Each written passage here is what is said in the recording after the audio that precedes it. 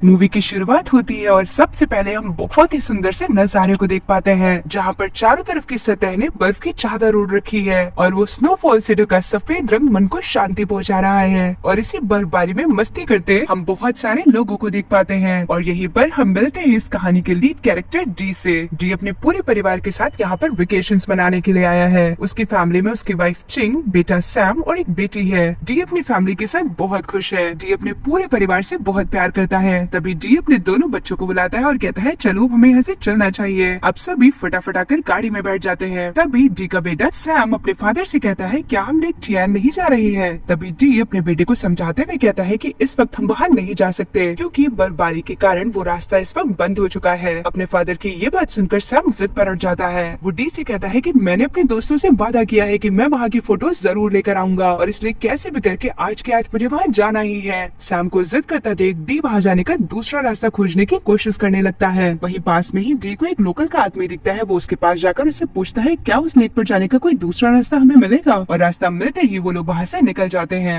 तभी रास्ते में जाते हुए सडन डी की गाड़ी रुक जाती है। डी झट से उतरकर चेक करने के लिए आखिर गाड़ी में क्या हुआ है वो बाहर आता है, जिसे देखने पर उसे पता चलता है कि उसकी गाड़ी तो गड्ढे में फंस चुकी है। दरअसल जमीन पर बर्फ की एक पतली परत होने की वजह से उन्हें गड्ढा दिखाई ही नहीं दिया और गाड़ी की एक पहिया सीधा जाकर उसमें फंस गई। डी की वाइफ भी उसकी मदद के लिए बाहर आती है। वो दोनों वहाँ से गाड़ी को निकालने की कोशिश करने लगते हैं। डी अपने दोनों बच्चों को कार के अंदर रहने के लिए कहता है, लेकिन सैम थोड़ा जिद्दी था। वो झट से कार से उतरकर बाहर आ जाता है और बाहर आकर कुछ ही दूरी पर खेलने लगता है। सैम को खेलते देख डी से कहता है तुम्हें कहीं दूर नहीं जाना है, बस यही तुम आसपास खेलती रहो। तभी डी की नजर सैम पर पड़ती है। वो बर्फ के टुकड़ों से सामने टहल रहे हिरन को मार रहा था। डी उसे ऐसा करने से मना करता है, लेकिन सैम तो जिद्दी था इसलिए वो किसी भी बात को नहीं सुनता और जल्द ही पत्थरों से मारकर उस हिरन को वहाँ से भगा देता है। डी और उसकी वाइफ दोनों कार को निकालने की कोशिश कर रहे थे। अपने बेटे की इस हरकत को देखकर डी थोड़ा नाराज तो होता है, लेकिन फिर बच्चे समझकर अपने काम में लग जाता है। तभी कुछ ही देर में सामने से आती हुई एक कार की आवाज सुनाई देती है। सैम फटाफट डी के पास दौड़ कर आता है। वो अपने पापा से कहता है कि हमें इस कार को रोकना चाहिए, शायद हमें इससे कुछ मदद मिल जाए। डी कहते हैं अरे नहीं नहीं, हमारी कार तो बस निकलने ही वाली है। लेकिन एक बार फिर से अपने पापा की बात न मानते हुए सैम सामने आ रही गाड़ी के आगे आ जाता है। कार में आ रहा व्यक्ति अपने सामने एक बच्चे को खड़ा देखकर जोर का ब्रेक लगाता है, लेकिन बावजूद इसके उसकी गाड़ी बर्फ में फिसलती हुई आगे बढ़ती जा रही थी। उधर जैसे ही डी की नजर सैम पर पड़ती है, वो सेकंड्स में भागता है और दौड़कर सैम को खींचकर किनारे ले आता है। लेकिन कार में मौजूद आदमी इस बात से बहुत नाराज होता है। वो तुरंत ही अपनी कार से बाहर निकलता है और डी के ऊपर बहुत चिल्लाता है। डी इस बात को बखूबी जानता था कि यहाँ पर पूरी की पूरी गलती उसके बेटे सैम की थी, इसलिए वो उस आदमी से माफी मांगता है। तभी डी सैम को डांटते हुए कहता है कि अगर मैं टाइम पे नहीं पहुंचा होता तो शायद आज एक बड़ा एक्सीडेंट हमारे सामने हो चुका होता। तभी डी सैम को सॉरी बोलने के लिए कहता है। सैम अपने पापा की ये बात सुनकर और ज्यादा भड़क जाता है और वो दोनों पेरेंट्स को धक्का देकर वहाँ से भागने लगता है। डी भी अपने बेटों की इन सारी हरकतों की वजह से बहुत परेशान हो जाता है, इसलिए वो कुछ ही दूरी पर मौजूद एक खाली घर में सैम को लेकर जाता है और वहीं उसे एक कमरे में नॉक कर देता है और उससे कहता है यही तुम्हारी पनिशमेंट है, जब तक कार सही सलामत गड्ढे से बाहर नहीं निकल आती तब तक तुम यही रहोगे। और वहाँ से गुस्सा करते हुए वो वापस आ जाता है। जल्द ही डी की कार बाहर निकल जाती है। अब वो अपने बेटी और वाइफ को वहीं छोड़कर सैम को लेने उसी घर में जाता है। वो जैसे ही वहाँ पहुँचता है उस घर का दरवाजा ऑटोमेटिकली खुला हुआ था और सैम भी उस कमरे से गायब था। डी को ऐसा लगता है कि सैम अपनी शरारत के चलते अपने पापा से मजाक कर रहा है। वो सैम को आवाज लगाते हुए कहता है कि मैं वापस आ गया हूँ और देखो गाड़ी भी बाहर आ गई है, मैं तुम्हें गाड़ी से लेने के लिए आया हूँ, जल्दी से बाहर आ जाओ, अपने पापा को और ज्यादा परेशान मत करो। लेकिन बार बार ऐसे कहने पर भी जब वापस से कोई आवाज नहीं आती तो डी को घबराहट होने लगती है। वो चारों तरफ दौड़ भागकर सैम को ढूंढने लगता है। हर जगह आसपास देखने पर भी जब सैम कहीं नजर नहीं आता तो वो सबसे पहले अपनी वाइफ को कॉल करते हैं और इस बारे में सब कुछ बताता है। उसकी ये बातें सुनकर उसकी वाइफ भी बहुत परेशान हो जाती है। बहुत देर ढूंढने पर भी जब दोनों को सैम कहीं नहीं मिलता तो वो पुलिस स्टेशन जाने का फैसला करते हैं। वहाँ पहुंचकर वो दोनों अपने मिसिंग बेटे की रिपोर्ट लिखवाते हैं। वो दोनों बहुत परेशान थे और पुलिस ऑफिसर बिंग से रिक्वेस्ट करते हैं कि वो जल्दी से उनके बेटे को ढूंढ दे। लेकिन बिंग तो उनसे अजीब अजीब से सवाल कर रहा था, जिसके कारण डी को बहुत गुस्सा आ जाता है। डी पुलिस वाले से गुस्से में कहता है कि आपको पता नहीं है कि यहाँ का मौसम कितना खराब है और एक एक मिनट हमारे लिए बहुत कीमती है। लेकिन फिर भी बिंग उसकी कोई बात नहीं सुनता। तब तक वहीं पर एक सीनियर पुलिस ऑफिसर आ जाता है और डी इस पूरी घटना के बारे में उन्हें एक्सप्लेन करता है, जिससे वो सीनियर ऑफिसर बिंग को डांटते हुए कहता है कि जल्दी सर्च टीम को भेजकर सैम को ढूंढना शुरू करो। और फिर क्या था, ऑर्डर मिलते ही बिंग को ना चाहते हुए भी सर्च टीम को भेजना पड़ता है। अब फाइनली कार्रवाई शुरू हो चुकी थी। सबसे पहले वो लोग उसी लोकेशन पर जाते हैं जहाँ से सैम गायब हुआ था। वहाँ पहुँचते ही वो लोग पटाखे जलाने लगते हैं, जिसे देखकर डी की वाइफ चिंग काफी हैरान हो जाती है। वो पुलिस वाले वाले बिंग से पूछती है कि आप लोग मेरे बेटे को ढूंढने के बजाय ये क्या कर रहे हैं। तभी बिंग उन्हें बताता है कि पहले भी कई बार ऐसा हो चुका है, हम ये आतिशबाजी इसलिए कर रहे हैं ताकि अगर कोई यही आसपास है तो वो इन पटाखों की आवाज सुनकर यहाँ तक पहुँच सके। कहीं न कहीं ये पटाखे मदद का संकेत है। शाम होने को थी लेकिन सैम का अब तक कोई पता नहीं चला था और इधर डी की वाइफ और उसकी बेटी दोनों की तबीयत बिगड़ती जा रही थी। डी चिंग को समझाता है और इससे अपनी बेटी के साथ वापस होटल रूम जाने के लिए कहता है। चिंग भी डी की बात मानकर अपनी बेटी को लेकर वापस होटल आ जाती है। तभी थोड़ी ही देर में डी क्या देखता है कि पुलिस वाले उसकी बेटी को ढूंढने के बजाय आराम से बैठकर गप्पे लड़ा रहे हैं। ये देखते ही डी बहुत गुस्सा हो जाता है। वो पुलिस वालों पर चिल्लाते हुए कहता है कि तुम्हें जल्द से जल्द मेरे बेटे को ढूंढने के लिए कहा गया है। तुम्हें पता नहीं कि अगर तुम लोगों ने थोड़ी भी देर की तो मेरे बेटे की जान भी जा सकती है। लेकिन फिर भी कोई इसकी बात नहीं सुन रहा था, जिस कारणवश डी अकेला ही वहाँ से जाने लगता है। डी जैसे ही वहाँ से अपनी कार से निकलता है तभी एक पुलिस वाला पीछे से कहता है कि ये तो अकेले ही चला गया और अगर हम लोग इसके साथ नहीं गए तो कहीं ये भी ना गुम हो जाए और फिर इसका पूरा इल्जाम हमारी टीम पर आएगा। उधर डी अभी कुछ ही दूर पहुंचा था कि उससे अजीब सी आवाज सुनाई देने लगती है। वो झट से अपनी कार से उतरता है और जोर जोर से सैम को आवाज लगाने लगता है। उसे हर तरफ सैम की आवाज सुनाई दे रही थी। उसे ऐसा लग रहा था कि शायद ये आवाज सैम की है जो कि अपने पापा को मदद के लिए बुला रहा है। तभी डी को वही पास में एक नदी दिखाई देती है। उसे ऐसा लग रहा था कि कहीं उसका बेटा इस नदी में तो नहीं गिर गया, इसलिए वो झट से उस नदी की तरफ छलांग लगा देता है। लेकिन वहाँ तो कुछ भी नहीं था, लेकिन पानी इतना ठंडा था कि डी की पूरी बॉडी सुन पड़ गई थी। वो उसी पानी में बेहोश हो जाता है। तब तक वही बिंग अपनी पूरी पुलिस टीम के साथ वहाँ पहुँच जाता है और डी को पानी में पड़ा देखकर जल्दी से वो लोग उसे बाहर निकालते हैं। सभी ऑफिसर्स चैन की सांस लेते हैं कि अगर उन्होंने थोड़ी और देर की होती तो शायद वो डी को भी खो देते। बिंग डी की इस हरकत की वजह से बहुत गुस्से में था। वो उसके पास आता है और उससे कहता है कि अगर तुम इस तरह की हरकतें करोगे तो हम तुम्हारे बेटे को नहीं ढूंढ पाएंगे। उसकी ये बातें सुनकर डी रोने लगता है। वो बिंग से कहता है कि मेरे बेटे को जल्दी से ढूंढ दो क्योंकि वो महज सिर्फ 8 साल का है और मुझे नहीं पता कि वो इस ठंड में अपने आप को कैसे सर्वाइव कर पा रहा होगा और तो और उसके पास तो कुछ खाने को भी नहीं है। उसे इस तरह से रोता और तड़पता देख बिंग को उस पर दया आ जाती है। बिंग डी को समझाते हुए कहता है कि हम पर भरोसा रखो, हम जरूर तुम्हारे बेटे को तुम्हारे पास ढूंढ कर ले आएंगे,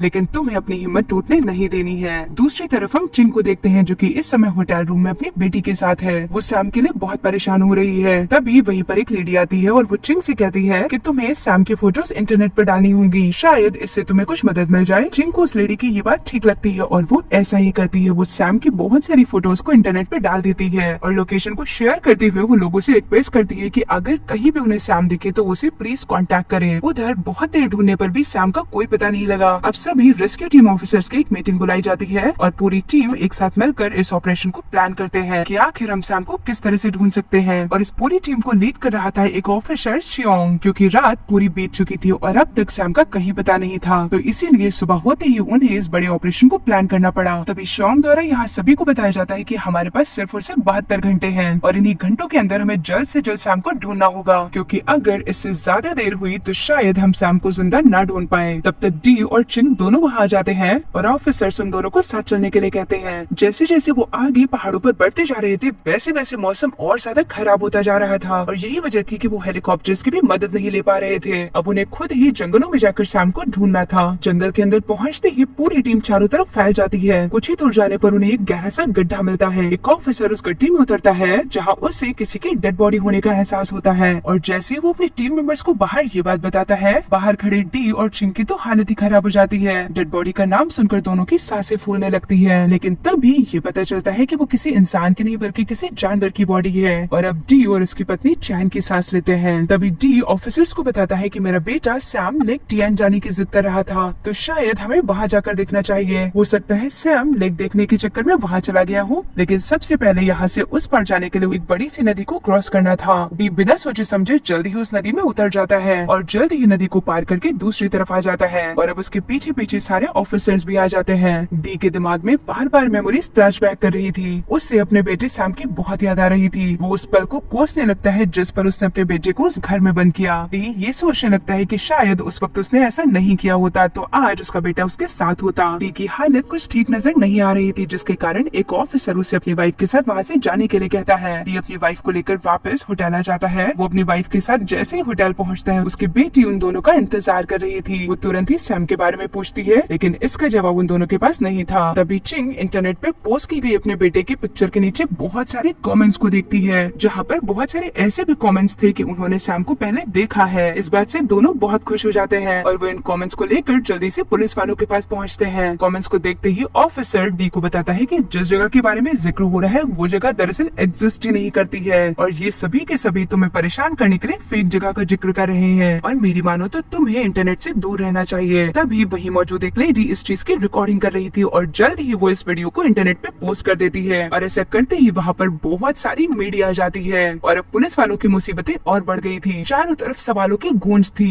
तभी वहीं पर बड़े बड़े ऑफिसर्स आकर मीडिया को हैंडल करते हैं और इधर डी की वाइफ जिसकी तबीयत बहुत ज्यादा खराब हो चुकी थी, डी जल्दी से उसे हॉस्पिटल में एडमिट करवाता है। चिंग ये सब कुछ सोचकर परेशान हो रही थी कि इन सारी चीजों की वजह सिर्फ और सिर्फ वो है, क्योंकि अगर उस दिन उसने अपने बेटे का ध्यान खुद रखा होता तो शायद आज उसके सामने ये मुसीबत ना आती। दूसरी तरफ सर्च टीम चारों तरफ सैम को ढूंढने की कोशिश कर रही थी, लेकिन अब तक उनके हाथ एक भी सुराग नहीं लगा था। तभी उनमें से एक पुलिस ऑफिसर जिसे डी के ऊपर ही शक होने लगता है। बिंग को ऐसा लग रहा था कि कहीं डी ने ही अपने बेटे के साथ कुछ गलत तो नहीं कर दिया और वो इस बात की खबर लेने के लिए सीधा उसकी वाइफ चिंग के पास पहुंचता है। बिंग डी की वाइफ से मिलते ही उससे पूछता है कि डी और सैम के बीच कैसा रिलेशन था। तभी चिंग के दिमाग में कुछ नेगेटिव थॉट्स आने लगते हैं। वो बिंग को बताती है कि डी सैम को बहुत ज्यादा गंदी तरह से ट्रीट किया करता था, वो उसे हर बात में बहुत डांटता था और उस दिन तो डी ने उसकी छोटी सी गलती की वजह से उसे कमरे में लॉक कर दिया और जिसकी वजह से आज उसका बेटा उन दोनों के साथ नहीं है। और तब तक वहीं पर डी आ जाता है, जहाँ चिंग डी को देखकर कहती है कि अब मैं तुम्हारे साथ नहीं रहना चाहती, मैं अपनी बेटी को लेकर तुमसे बहुत दूर जा रही हूँ। वो कहती है अगर मैंने ऐसा नहीं किया तो शायद तुम सैम की तरह इसे भी खो दोगे। उसकी ये बातें डी के लिए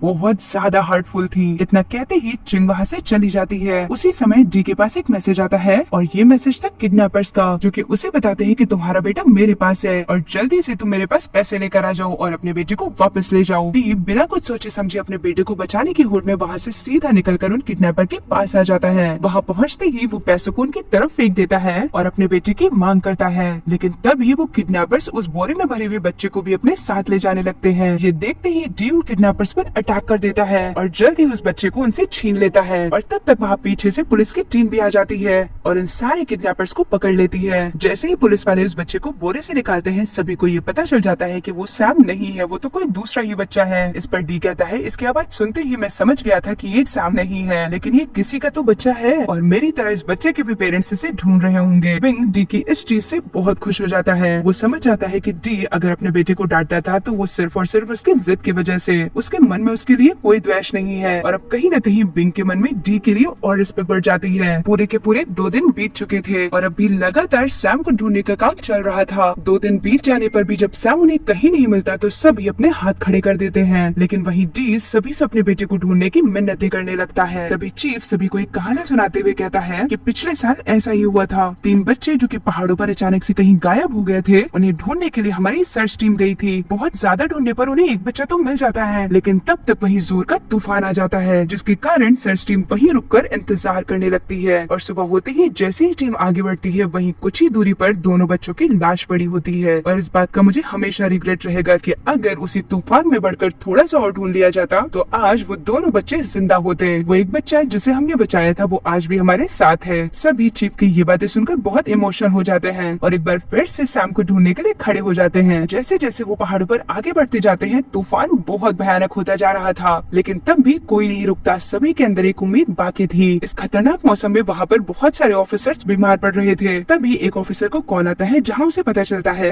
कि एक आदमी जो कि इस वक्त हॉस्पिटल में है उसे यही कहीं आसपास से रेस्क्यू किया गया है और उसने अपने स्टेटमेंट में ये बताया है कि उसने एक बच्चे को अपनी गाड़ी में रखा था और वो बच्चा कहीं न कहीं अभी भी उसी गाड़ी में मौजूद होगा। तभी चीफ फटाफट ये ऑर्डर देते हैं कि उस गाड़ी को जल्द से जल्द ढूंढ निकाला जाए। रात को जैसे तैसे करके सभी काटते हैं और सुबह होते ही सभी आगे की ओर बढ़ जाते हैं, लेकिन तब भी उन्हें सामने से एक बड़ा सा एवलांच आता हुआ दिखाई देता है और ये एवलांच इतना भयानक था कि सभी को पूरी तरह से भागने का मौका भी नहीं मिला। कुछ लोगों ने अपनी जान बचाने के लिए चुपचाप वहीं दुबक कर बैठने का फैसला किया और जब तूफान शांत होता है तो बहुत सारे लोग इस तूफान में मारे जा चुके थे और बहुत सारे लोग गंभीर रूप से घायल थे। सभी को वहाँ से फटाफट हॉस्पिटल पहुँचाया जाता है और इस पूरी टीम को लीड कर रहे चीफ की यहाँ पर मौत हो चुकी थी, जिसकी वजह से पूरी की पूरी टीम बहुत ज्यादा हताश थी। घायल लोगों को तुरंत अस्पताल पहुँचाकर उनका ट्रीटमेंट शुरू कर दिया गया था। एवलांच के दौरान डी भी उस वक्त उन्हीं टीम के साथ था और इसका अब तक कोई पता नहीं लग पाया था, जिसकी वजह से उसकी वाइफ परेशान होने लगती है। तभी हम डी को देखते हैं जो कि इस वक्त एक बर्फ के नीचे दबा हुआ था और वो अभी भी जिंदा था। इस वक्त डी किसी डीप थिंकिंग में था। वो अपनी वाइफ के साथ बिताए गए लम्हों को याद कर रहा था। जैसे जैसे उसके कंधों पर जिम्मेदारियां बढ़ती गई वैसे वैसे उसका ध्यान छोटी छोटी खुशियों से हटकर जिम्मेदारियों में उलझता गया, जिसके कारण वो बहुत ज्यादा परेशान रहने लगा था। डी ये तो भूल ही गया था कि उसकी पत्नी और उसके दोनों बच्चे ही उसकी असली खुशी हैं। वो इन ख्यालों में उलझा हुआ था कि अचानक से उसके पास एक बड़ा सा भालू आ जाता है और वो जोर से चिल्लाता है। और अब जब उसकी आँख खुलती है तो वो अपने आप को हॉस्पिटल के बेड पे पड़ा हुआ पाता है।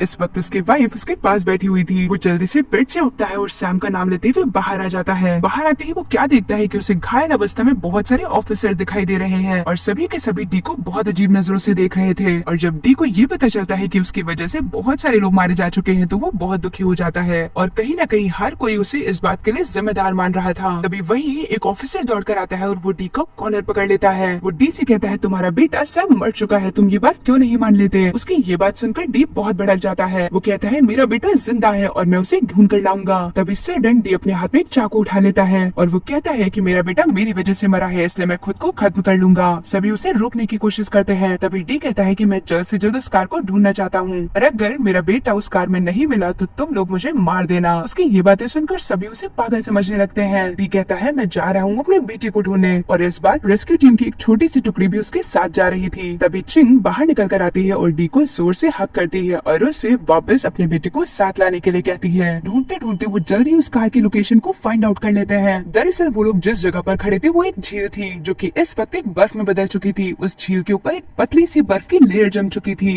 तभी एक ऑफिसर बर्फ में फिसलता है और सीधा झील के अंदर गिर जाता है। सभी ऑफिसर उसकी मदद के लिए उसे रस्सी से बाहर खींचने लगते हैं और उधर डी सैम को ढूंढने के लिए आगे अकेला ही बढ़ जाता है। डी आगे बढ़ते हुए बहुत ध्यान से चारों तरफ अपनी नजरें दौड़ा रहा था। तभी उसे वहीं पर एक कार दिखाई देती है और जब वो उसके अंदर झांकर देखता है तो उसका बेटा अभी भी उसी कार में मौजूद था। वो खुशी से झूम उठता है। वो जल्दी से कार के शीशे को तोड़ने की कोशिश करता है। जैसे ही वो कार की विंडो को तोड़ने की कोशिश करता है वहाँ की बर्फ भी टूटने लगती है, जिसकी वजह से वो कार उसी झील के अंदर गिर जाती है। बड़ी मशक्कत के बाद डी जल्दी से सैम को वहाँ से बाहर तो निकाल लेता है, लेकिन तभी सैम डी के हाथ से फिसलकर नीचे झील में जाने लगता है। उसे नीचे जाता देख डी घबरा जाता है और वो जल्दी अपने आप से बंधी रस्सी को खोलता है और बिना रस्सी के सैम को बचाने के लिए नीचे जाने लगता है। तब तक वहीं पर रेस्क्यू टीम भी आ जाती है और जल्दी से बर्फ में होल करना शुरू कर देती है। कुछ ऑफिसर अपने आप को रस्सी से बांधकर जल्दी से अंदर उतरते हैं, जहाँ पर उन्हें सिर्फ सैम मिलता है। चारों तरफ खोजने पर भी डी कहीं नहीं नजर आ रहा था। दरअसल दो लोगों का वेट होने की वजह से डी अपने आप को नीचे की ओर पुश कर देता है और अपने बेटे सैम को ऊपर की ओर पुश कर देता है, जिसके कारण डी झील में बहुत नीचे चला गया था और अब उसका बचना नामुमकिन था। उसने अपने बेटे के लिए अपनी जान को गवा दिया था। उधर जल्दी ही सैम को ट्रीटमेंट देकर उसे बचा लिया गया था। डी ने अपने बेटे की जान बचाने की खातिर खुद का बलिदान दे दिया और जिसके साथ ही ये मूवी यहीं पर एंड हो जाती है। सो फ्रेंड्स, आपको ये मूवी कैसी लगी हमें कमेंट सेक्शन में जरूर बताएं। हमारे चैनल को लाइक करें, शेयर करें और सब्सक्राइब करना तो बिल्कुल ना भूलें। Thank you for watching the video.